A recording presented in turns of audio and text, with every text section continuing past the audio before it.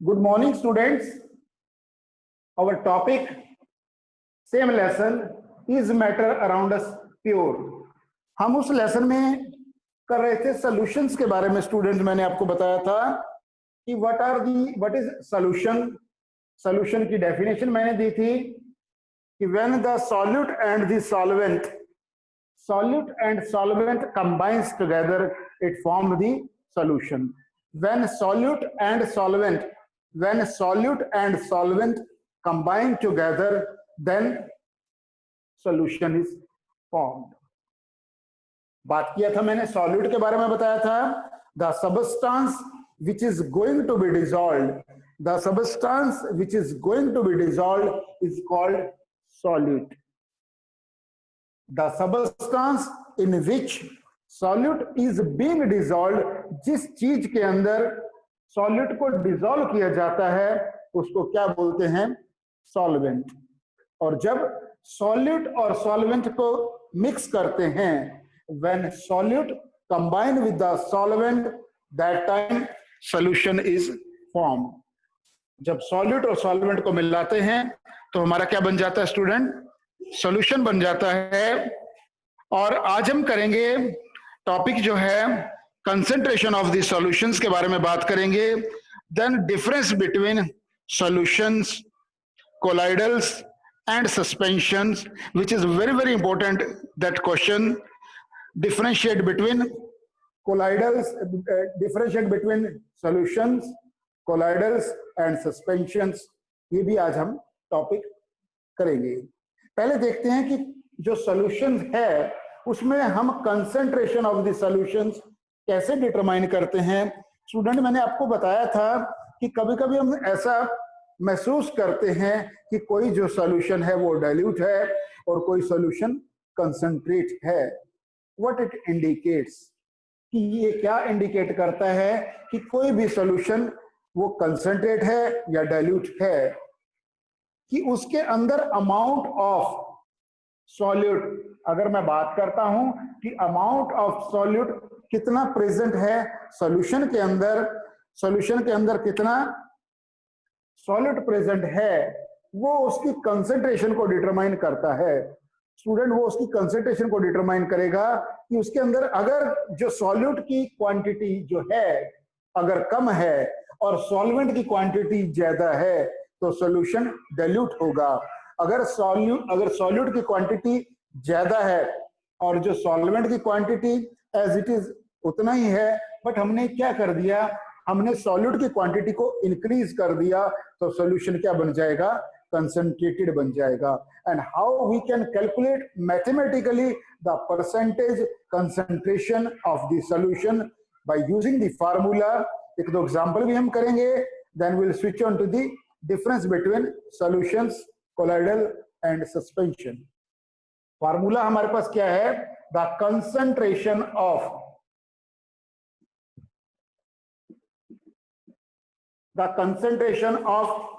solution can be determined, the concentration of the solution can be determined is equal to mass of the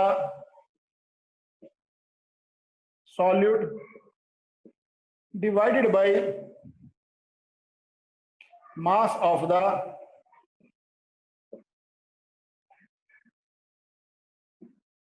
solution into 100. Student, मैंने formula लिखा है कैसे, the concentration of the percentage concentration of the solution is equal to mass of the solute divided by mass of the solution into 100. This is the formula. अगर बात करते हैं इसके तीन फार्मूले, देयर आर 3 फार्मूलाज. पहला क्या है? That is the mass concentration. Second क्या है? पहला हमने मास को ले लिया, सेकंड केस में स्टूडेंट हम वॉल्यूम को लेंगे. वॉल्यूम कैसे? फार्मूला, सेकंड फार्मूला हमारे पास बन जाएगा मास of the solute divided by volume of the solution into 100. This is first formula, this is second formula, और थर्ड फार्मूला स्टूडेंट क्या है, that is a volume by volume. मैंने यहां पे क्या लिख दिया, volume of solute divided by volume of solutions into 100. The formula we use the formula for determining the concentration of the solutions. एक example से क्लियर करते हैं स्टूडेंट। उससे पहले मैं आपको एक और चीज बताना चाहता हूं कि what do you mean by the solubility.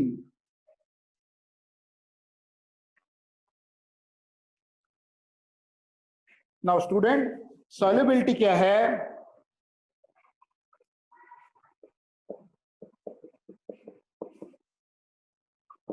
Solubility, the process of dissolving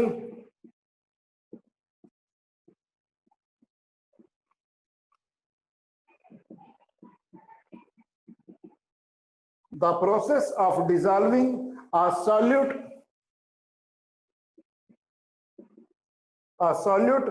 in a solution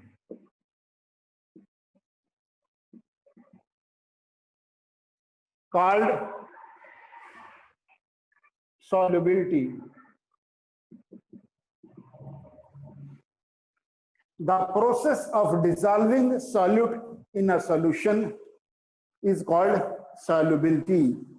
वो जो सॉल्यूट है, जिस प्रोसेस के द्वारा जो डिसॉल्व हुआ और सॉल्यूशन के अंदर है, डिसॉल्व हो गया कंप्लीटली, हमने क्या बोला, इस प्रोसेस का क्या नाम दे दिया, that is called the solubility.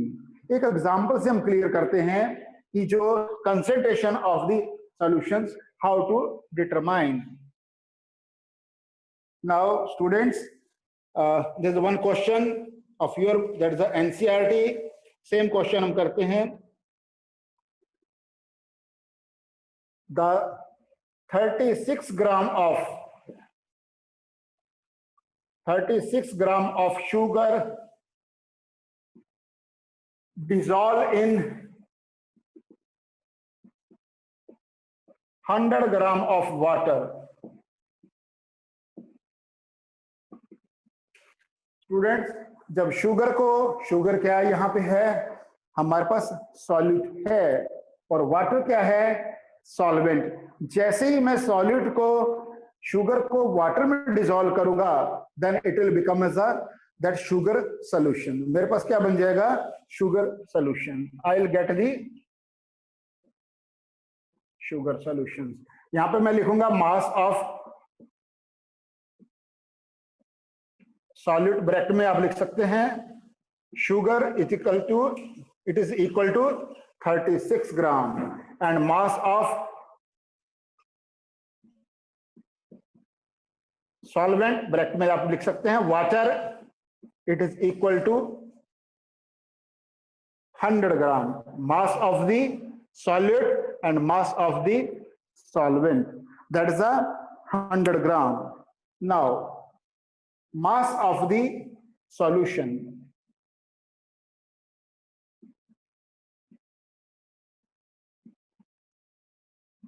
(36 plus 100 is equal to 136 gram. Student, यहां तक आप देखिएगा। देन क्या क्या मैंने लिखा है, 36 gram of sugar is dissolved in the 100 gram of water. Mass of the solute is 36 gram, mass of the solvent is 100 gram, and mass of the solution is 136 gram. Now, according to the formula, now we'll put all these three values, first value, second value, third value, in the given formula. As it is, we know that the percentage concentration of the solution, percentage concentration of mass of the solute divided by mass of solution into 100. Student यहाँ पे mass of solute क्या है, it is equal to 36 और मास of the solution it is 136 multiply with the 100, multiply with the 100। 4 से आप cut कर सकते हैं, 4 9 जा 36 एंड 4 3 जा दैट इज 12 एंड 4 4 जा 4 3 जा 12 1 6 then 4 4 जा 14। अगेन यू कैन जस्ट आप 2 से भी कट कर सकते हैं, यहाँ पे 50 यहाँ पे 17 इज इट इक्वल टू 9 5 जा 45 450 divided by 17, 450 by 17 then it comes to is equal to 26.47, 26.47 it will be your that is the percentage concentration of the solutions। Student क्या किया था हमने, मास दिया हुआ था सॉल्यूट का, उसके बाद में सॉल्वेंट का मास दिया हुआ था, सॉल्वेंट का मास दिया हुआ था, तो फिर हमने दोनों को ऐड कर दिया, mass of the solution that is 136 gram. Formula है मेरे पास, that is the percentage concentration of the solution, mass of the solid divided by mass of the solutions into 100, 36 divided by 136 into 100। मैंने इसको simplify किया, then my answer is 26.47, that this is the percentage concentration of the solutions।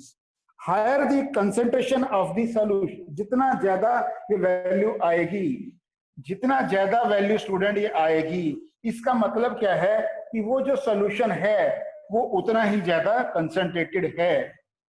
Concentration का मतलब क्या है कि amount of solute present in the solution, कि amount of solution present, amount of solute present in the solution, कि कितना solute present है solution के अंदर, वो उसकी कंसंट्रेशन या डाइल्यूशन को शो करता है।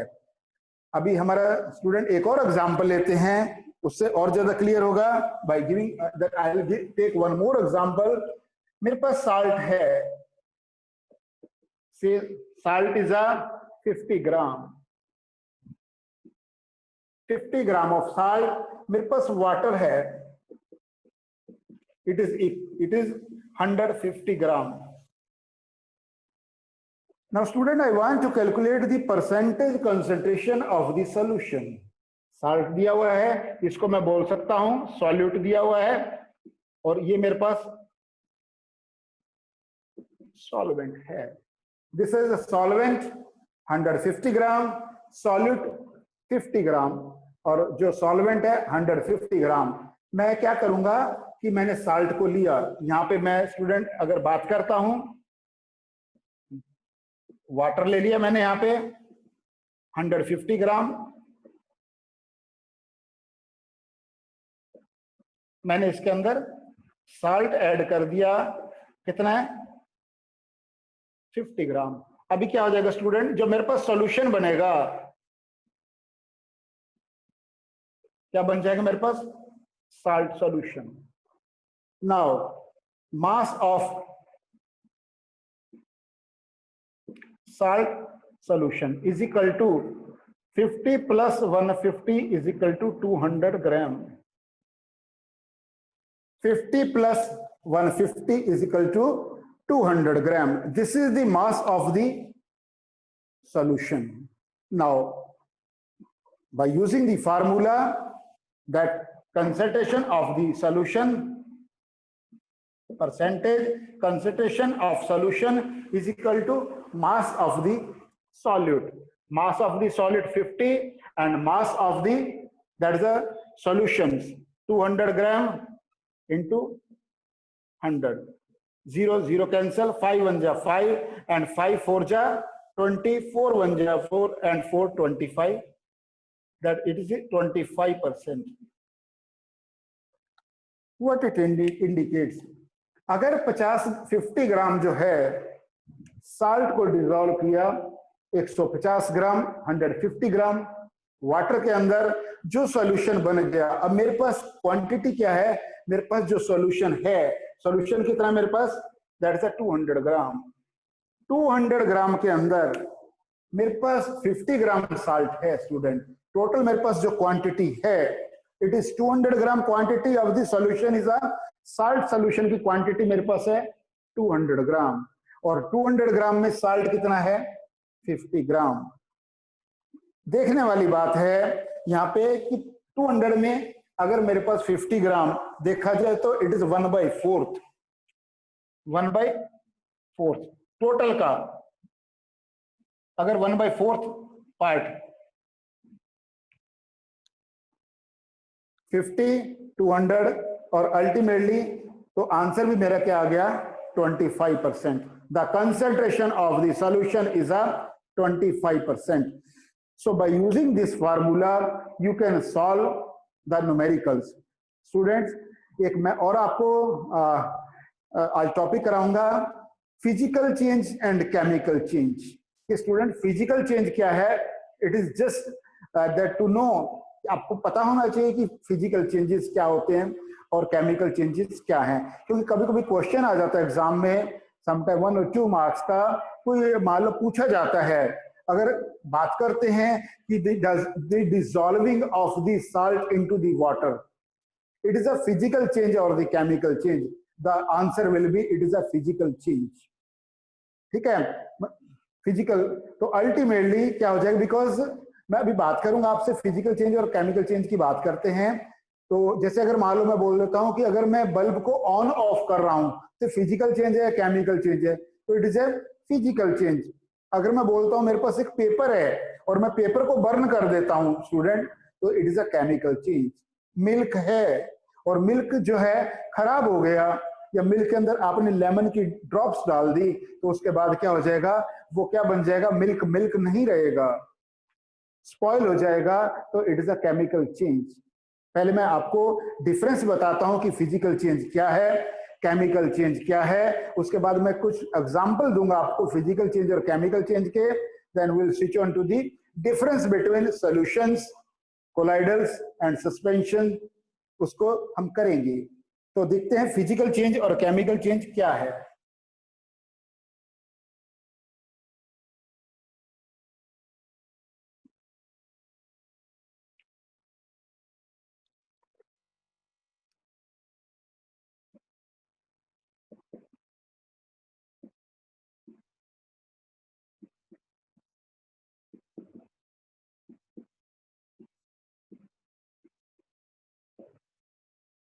स्टूडेंट, फिजिकल चेंज क्या है और केमिकल चेंज क्या है।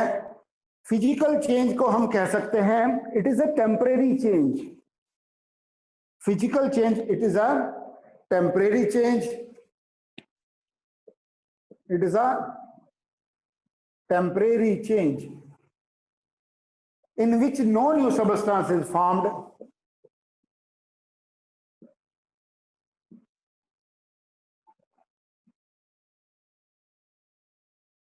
no new substance is formed, and generally it is a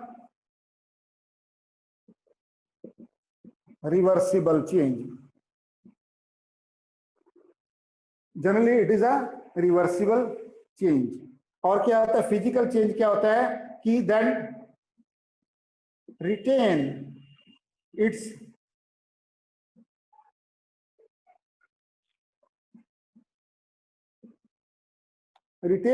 original state. दोनों का मीनिंग एक ही है।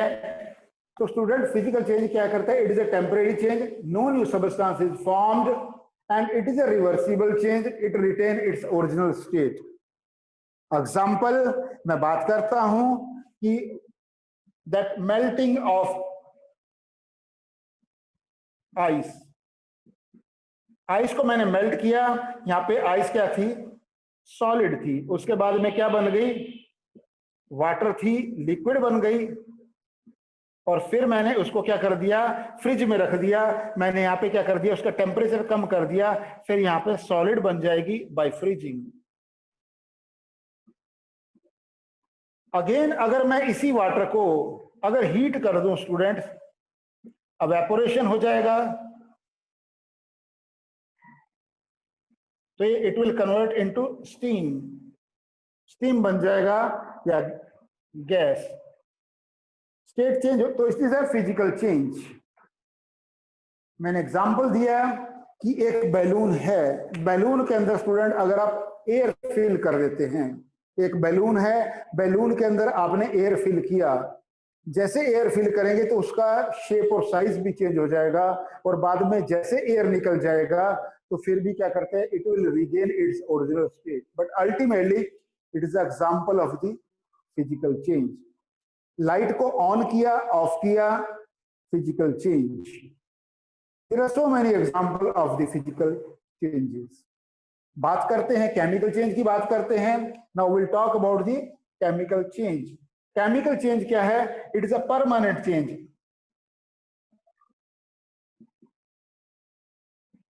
Permanent change. एंड यहां पे क्या था, फिजिकल चेंज में तो नया कोई no new substance is found, but chemical change में क्या करते हैं कि new substance is formed.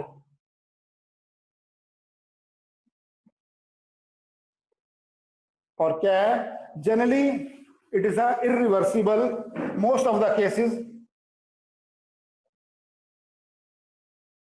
irreversible, and the object, it does not retain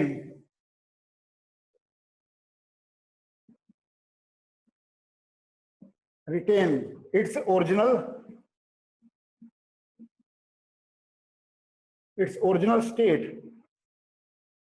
original state दोबारा से नहीं मिलती।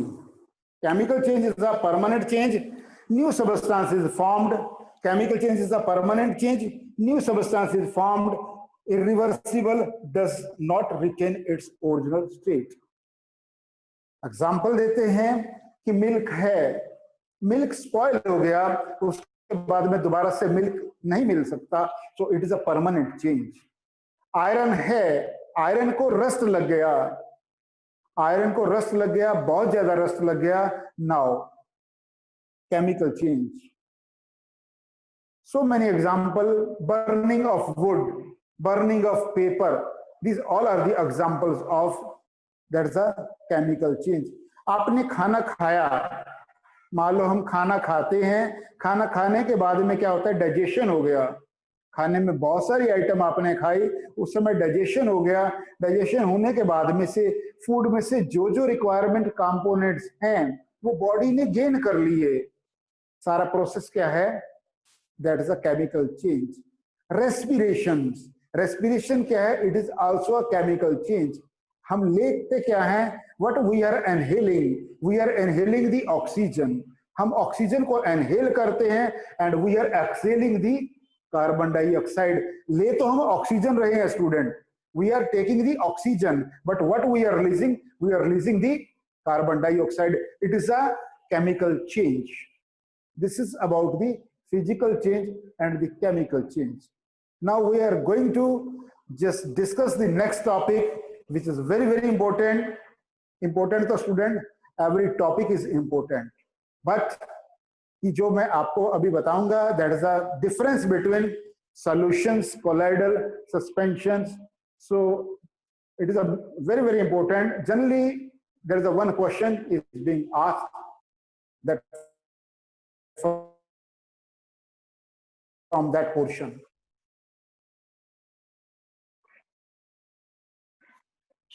First we will talk about the properties of solutions. Solution के पहले मैं प्रॉपर्टी बताता हूं। देखो तीनों की अगर प्रॉपर्टी डिस्कस करेंगे और बाद में अगर आप सेपरेटली उनके बीच में उनको डिवाइड कर देंगे, एक लाइन जैसे मान लो पेपर है, this is the size of the paper, एक तरफ आप सॉल्यूशन की प्रॉपर्टी लिख दीजिएगा, एक तरफ कोलाइडल की लिख देंगे और एक तरफ सस्पेंशन की लिख देंगे, तो this will become the difference between. और कभी कभी क्वेश्चन जैसे अलग तरीके से कैसे आता है, what are the properties of the solutions, one question. Second आ सकता है what are the properties of the colloidals. Third आ सकता है what is the property of the suspension, या difference between out of any three, कोई भी तीनों में से डिफरेंस भी आ सकता है। That is the examiner can ask that any way, any type that questions. So now first the properties of the solutions.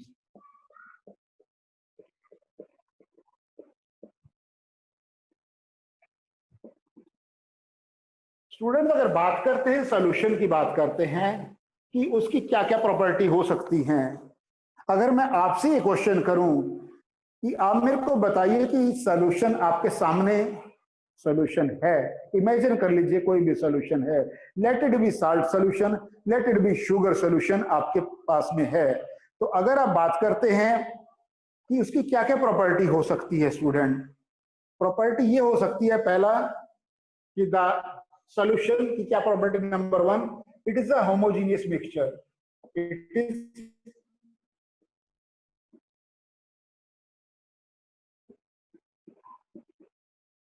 It is a homogeneous mixture. Student मैंने बताया था आपको, होमोजीनियस और हेट्रोजीनियस की बात की थी। होमोजीनियस क्या होता है, when the particles they are mixed in a such a way they cannot be seen with the naked eye।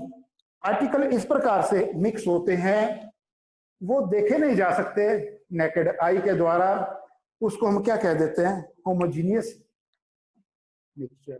Mean जो कंपोजिशन है, the composition of the constituents is uniformly, जहां पे कॉन्स्टिट्यूएंट्स की कंपोजिशन अगर uniformly हो तो उसको क्या कहेंगे, that is called the homogeneous. तो पहली प्रॉपर्टी क्या बन गई, it is a homogeneous mixture. Second property क्या होगी, the size of the particle, the size of the size of the particles, the size of the particles is equal to, that is 1 nm, 1 nm, the size of the particles, it is 1 nanometer, that is nanometer, that 1 nanometer is equal to 10 raised to power minus 9 metre. कि जो particle का size है वो less than क्या है, it is less than, ये less than का है, it is less than 1 nanometre. Nano का मतलब है 10 की पावर माइनस 9।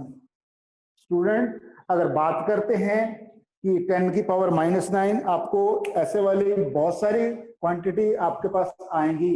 अगर मैं बात करता हूं 10 की पावर माइनस 3 की बात करता हूं, इट इज कॉल्ड मिली। अगर 10 की पावर माइनस 6 की बात करता हूं वो माइक्रो है, और उसके बाद में अगर 10 की पावर माइनस 9 की बात करते हैं इट इज नैनो। यहाँ पे क्या करते हैं कि जो पार्टिकल्स का साइज है सॉल्यूशन के केस में it is less than 1 nanometre.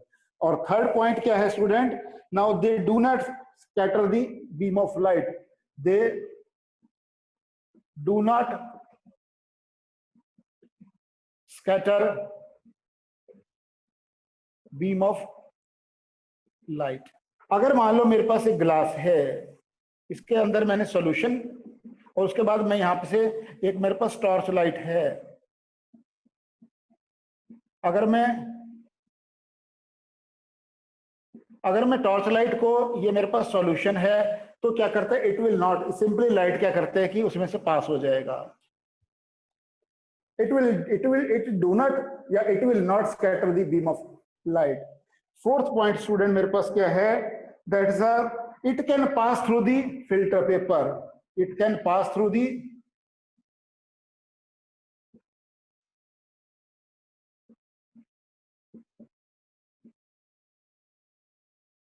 ये फिल्टर पेपर से पास हो जाएगा। एग्जाम्पल देखते हैं कि अगर मान लो आपके पास एक साल्ट सॉल्यूशन है, अगेन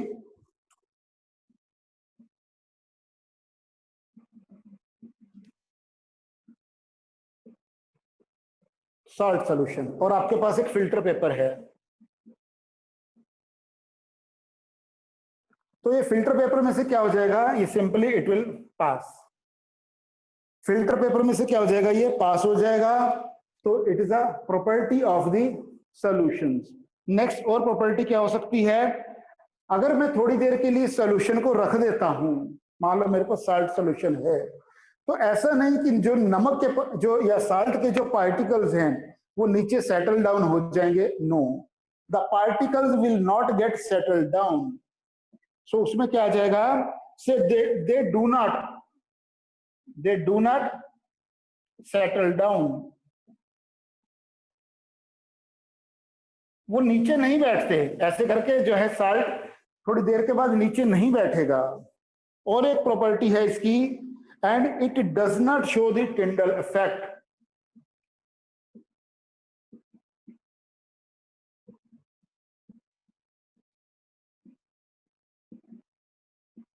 तो स्टूडेंट मैंने 6 प्रॉपर्टी लिखी है आपके पास सामने। पहला प्रॉपर्टी, पहले के लास्ट इसको करते हैं, it does not show Tyndall effect. Tyndall effect का मतलब क्या है, अगर मैं किसी सॉल्यूशन के अंदर से अगर मैं बीम ऑफ लाइट को पास करता हूं, very well I can see the movements of the particles.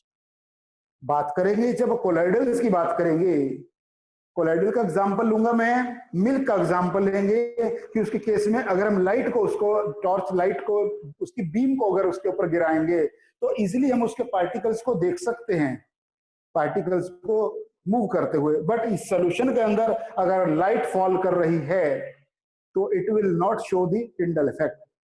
Quickly all the 6 points को मैं दोबारा से रिपीट कर रहा हूं, प्रॉपर्टीज ऑफ द सॉल्यूशंस आप नोट कर सकते हैं स्टूडेंट। फर्स्ट है, it is a homogeneous mixture.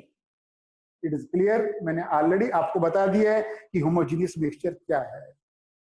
Size of the particle is less than 1 nanometre. Nano का मतलब है 10 की पावर -9 मीटर, इससे कम होता है उसकी साइज का पार्टिकल जो सॉल्यूशन के पार्टिकल्स हैं।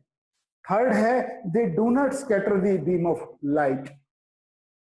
फोर्थ पॉइंट है that it can pass through the filter paper. और जो ये सोल्यूशन होगा, फिल्टर पेपर आपने देखा ही होगा, उसके अंदर से अगर मान लो उसके ऊपर डालते हैं, फिल्टर पेपर के ऊपर सोल्यूशन डालेंगे सो उसमें से पास हो जाएगा। और उसके बाद दे do not get settled down. अगर आपने एक किसी भी कंटेनर के अंदर कोई भी solution, let it be salt solution और शुगर सोल्यूशन, ऐसा नहीं होगा कि थोड़े टाइम तक अगर वो पड़ा रहे और उसके अंदर क्या होगा कि थोड़े टाइम के बाद जो अगर साल्ट सोल्यूशन है तो उसका जो साल्ट है वो नीचे बॉटम में नहीं बैठेगा। अगर शुगर सोल्यूशन है तो शुगर उसके अंदर डिसॉल्व कंप्लीटली हो गई, और बाद में ऐसा नहीं कि अगर थोड़े टाइम तक आपने अगर उसको रख दिया तो चीनी नीचे बैठ जाएगी, no, this is the property of the solution. 6th property है, it does not show Tyndall effect. These are the 6 properties of the solutions. Please note down. Next है